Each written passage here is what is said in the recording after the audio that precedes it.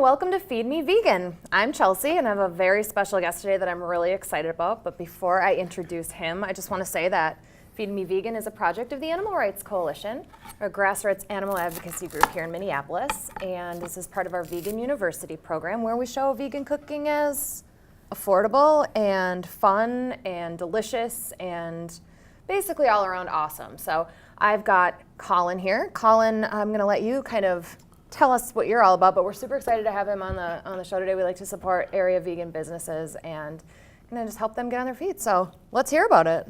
Yeah, my name's Colin Anderson. I'm with Eureka Compass Vegan Food over in the Hamlin Midway neighborhood of St. Paul. And what Chelsea and I are going to make today is a vegan breakfast sausage. So the vegan sausages are a little complicated, but they're not hard. And they're something that you can certainly batch make and freeze, do with friends, get together. You can try all sorts of variations on them. And once you get the knack for it and understand the flavors that you're going for, it's really easy to tweak to your specific palate. And so much cheaper than buying it already made. Yeah, and less sodium. You know, again, you can tweak it to exactly how you want it to be. So the first basis for the breakfast sausages is the beans. Nice. Now, we're doing a breakfast sausage, so I'm just going to use some white Great Northern beans. And I always reserve the bean liquid. There are a lot of nutrients, actually vitamins in there. I find that it brings a definite umami to the cooking of it all. The aquafaba. Exactly, Bean exactly. water. So I'm not much of a measurer. Yes, just me to too. let you know that. Okay, excellent. They're used to it. Yeah, so we're just going to kind of dump and go. I've made this so many times. There are quite a few recipes out there, but for ease of measurement, I always just use the whole container. So then you don't have to measure it at all. You're just like, so first thing you do is dump your can of beans into a large bowl. Now, if you have like a KitchenAid mixer or anything like that, that's really ideal to use. We are going to actually be hand kneading this for a bit. But again, I guess I didn't get to the gym today, so we'll get some workout that way. I like that. Yeah, the That's potato brilliant. masher. So first thing you do is once the beans are in your bowl there, you don't want to totally turn them into hummus, but you do want to make sure that they are very well mashed up here. So would you want to put this, could you do it in your food processor, do you think, or would you not want to I wouldn't do it in the food processor because, again, they could get a little too mashed up. Gotcha. So basically... Well, that works great, though. Yes, so we are... Nice. Yep, right there. That's about what we're doing with it. So again, they're not totally mashed up, but you want to make sure that basically the skin is broken on all of them. So Perfection. Once we have the beans mashed up, this is now when we're going to add the seasonings. Okay. So a lot of the recipes will call for vegetable broth. I actually prefer to use just a dried bouillon. Me too. Gets blended in a little bit better, so. And it's good. It is. It's really good. So this is a low sodium vegetable bouillon. Mash that in there. Big key thing with breakfast sausage is the sage. Yeah. So I go pretty style. over the top with the sage. So we're just going to. Oh my. Yeah. Oh. Nothing wrong with that. Let me smell it. Oh, yeah. Ooh, that'll be perfection in there. It's Then, like you know what you're doing or something. right. Black pepper, that's two, so it was 2 heaping tablespoons of sage, and that was 2 level tablespoons of black pepper. And we're going to put the recipe when you guys see the YouTube video in the description underneath. We're going to have the recipe or kind of the recipe, like how we do it. So, so you can play around with it, but you'll have the general gist of it. Now, onion powder. I like to use onion powder over chopped onions. I usually actually use garlic powder, but I have some beautiful organic fresh garlic It smells so good. from Keewaydin Farms that is just beautiful. It's so really nice. We're going to use that today. We're going to put about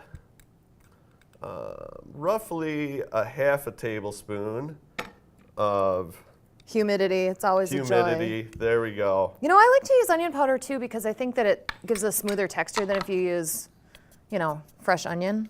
Yes. I like yes. that in my sausage. There we go. So we're just going to go a little bit more there. So that's about half a tablespoon of the onion powder. Very nice. There we go. And then of this beautiful.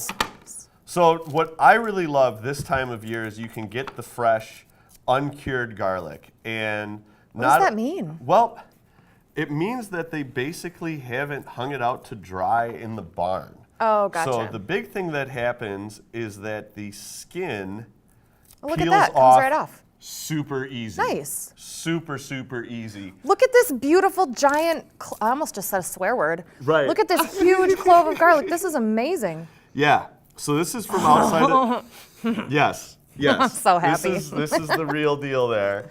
So I gotta this get me is- some of that. Yeah, this is definitely something where even peeling it, chopping it, you will feel that garlic rush. Nice. Does it taste different than the? It's not quite as strong. Okay. Not quite as strong. And then we're just going to thinly slice this and then coarsely chop that. What am I doing?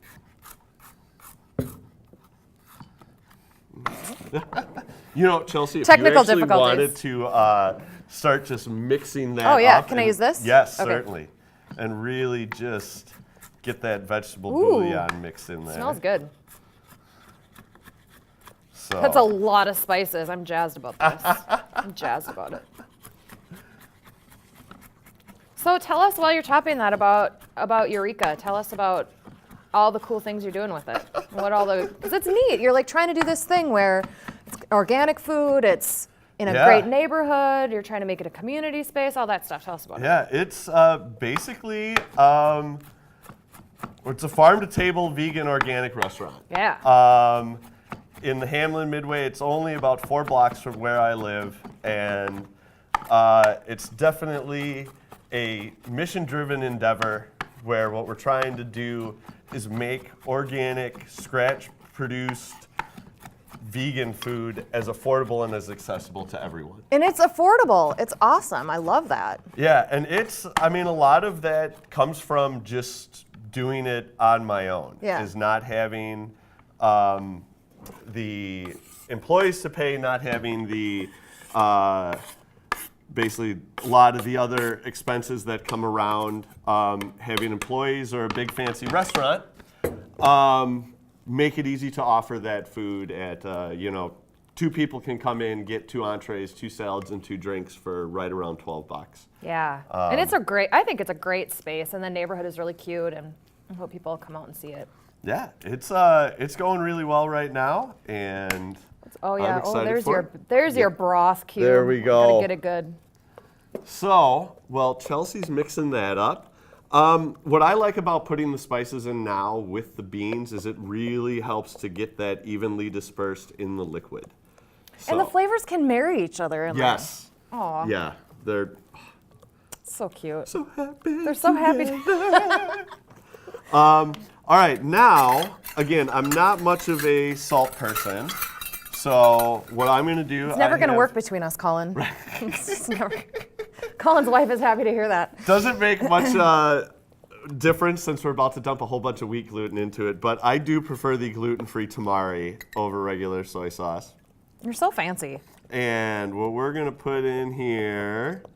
And you know what's nice about doing that is if you just buy the gluten-free soy sauce, then when someone comes over who maybe you're cooking for that has a gluten intolerance, you're not worried about giving them the whole gluten soy sauce there. So Except we're about to put a whole bunch of gluten in. we are. So Don't worry about that. Don't eat this if you're a gluten allergy.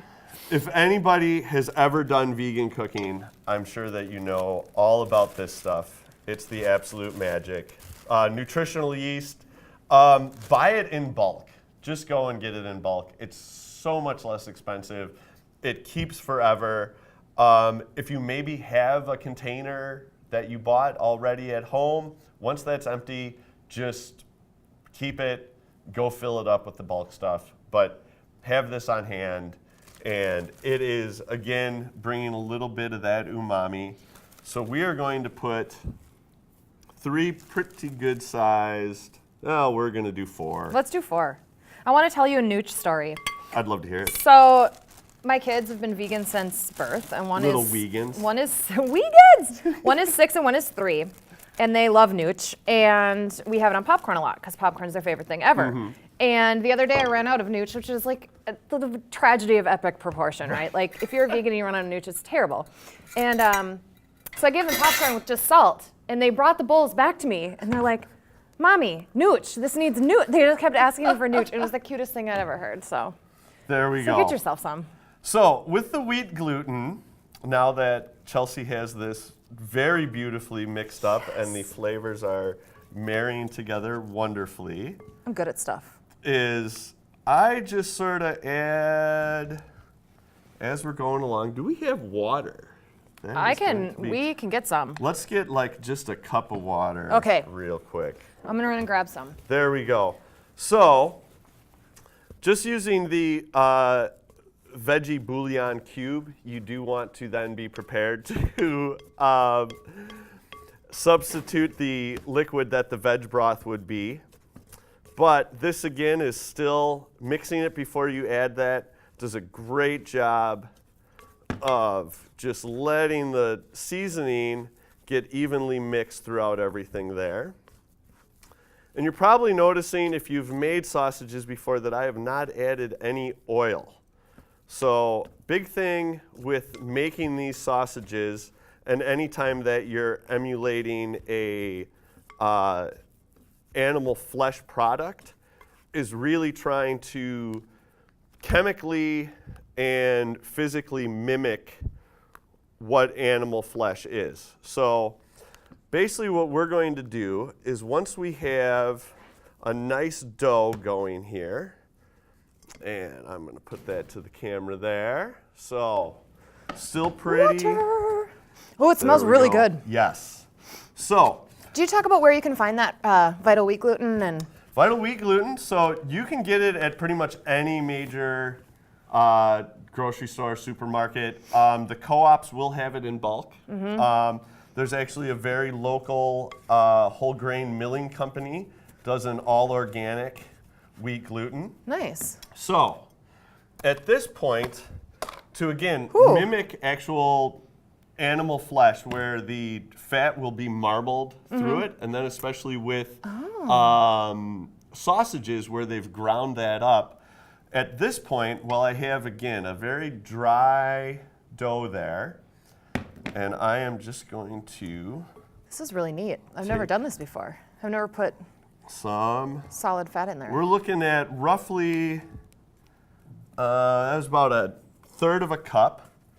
And again, we'll just kind of mash that down in there. And what that's doing is coating all the batter, all the dough with the fat. So then once we seal it up in the foil to cook it, basically that shortening will move through the batter. That was amazing. Did you see that, guys? Through the batter. That's a stiff batter. That's what you want with wheat gluten. That means that this is going to be a nice... I'm going to try to find you something else to use. Oh, it's all right. The point's not that sharp. Well, here's this, if you want to use that instead. Cool, let's try that one. I can't believe that just happened. That's great. That's what we want. I mean, if you're not breaking your spoons, what are you doing? Right, Do better. Exactly. Cook like you mean it. Yeah.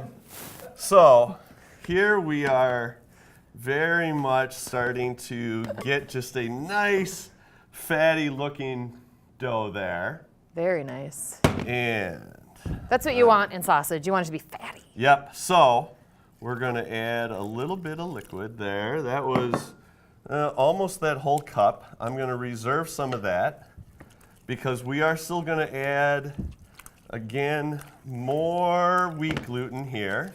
But this moisture going in, even though that was pretty moist, basically what's happening here is that water is what's going to get heated and cook all that wheat gluten. So, add the water. Now, the other thing is it's starting to kind of crumble a little bit, so it actually looks like almost, ground beef. And I know, you're just loving that sage. And because I'm hungry. It's because I'm hungry. What do you think we eat on the cooking show? Well, we usually eat afterwards. Okay. But so guys, just so you know, if you ever hear vegans talk about seitan, that's what you use to make seitan is this vital wheat gluten. So that's what we're making here is seitan-based sausages. Yeah. And the other thing that's happening with this mixing process is you pretty much can't over mix any wheat gluten based product. Yeah, you're gonna get the strands of gluten kind of going like this, get it working. Yep, and in a minute I'm really gonna actually start kneading this by hand. And your hands are gonna smell like garlic. right, the whole day. I'll totally actually be getting like, and again. Now you don't really, if your dough seems a little dry, I wouldn't be too worried about that because as it cooks, the moisture will, if it's too dry, it will be a little dense, but if it's too moist, you'll have kind of just like a flimsy, floppy sausage. It's not a good texture. You won't like it. It'll be like, one time I made seitan when I first went vegan. My husband at the time, he called it meat jello. He said it tastes like meat jello, and you don't want that. No. Better And a tiny bit dry than too moist. I'm just going to toss in a little bit more shortening there. Yeah. And again, right, yep. It's not all health food, people. Sometimes No. sometimes we vegans want to eat stuff that's not healthy too. Yeah, you can add your vegetables around this. Yeah. Put a little lacinato kale with a, biscuit and tomato and some. Oh, I'm thinking breakfast Sammy for Right. sure. Oh, yeah. It'll be breakfast, everybody will want warm biscuits. Yeah. This is a good sausage for, doing your own biscuits and gravy. I'll probably be using these in the filled bagel rolls this week. Oh, I want to eat one of those. Oh, they're the best. I'm going to have to come see you again. I went to see Colin a little while ago, and I really was just dying for a croissant, but he has integrity, and he told me I couldn't have one because they were spoken for already for sandwiches. And I even said, can I just buy one and pay the sandwich price for the croissant? And he said, no. Yeah, No. she wouldn't have the sandwich. I was like, I can Because make it I'd for you. already eaten lunch. Oh, jeez. That's why. I had already eaten lunch, and all I wanted was a little dessert. But, next time. Next time. Yep. Sorry. Us vegans with integrity. Yeah. So at this point now, we are just going to. That looks great. Thank you. If you maybe wanted to pull out like 4 or 5 sheets about perfect. Yep. So what I like about doing the patties for the sausage is the foil wrap required on them is a lot easier to handle. This stuff is nice. I'm getting this Oh, foil yeah. next time I need foil. Restaurant hookup. So, Yeah. honestly, what is happening right now could go on for 10 minutes. That's why if you have a mixer with a dough hook, it's really nice. At this point, you can either begin boiling your double boil water. That's what that's looking like right now. So just a nice, kind of spongy, but still resistant dough. And you can definitely feel how that is, right, you're seeing There's the strands. the strands, so. And it's so satisfying. It's like if you ever make homemade bread, it's kind of that same, like it's therapy to knead it, I think. I really like that. Yes. Sometimes if you have some aggression you need to work out, just make some bread or some seitan. Yeah, you and could then, just sit here, punch at this. Yeah, and it's good for it. It likes it. Yeah. So there are 2 ways to cook the sausages. You can use a double boiler, which basically just, if you don't have an actual double boiler, if you have a metal colander with handles on it and a pasta pot, all you have to do is get about 2-3 inches of water boiling at the bottom of it, put the colander into the pot, and then just put your foil wrapped sausage into The colander. the colander and cover it up. And they steam for about 45 minutes and then they'll be done. You can also just cook them in an oven. Preheat your oven to about 355 degrees. You do not want to go too hot. And then you can just put your foil packs onto just a baking pan. And I actually recommend then covering the foil pots with another sheet of foil. Oh, okay. So that you're, again, keeping too much of the intense direct heat off of them.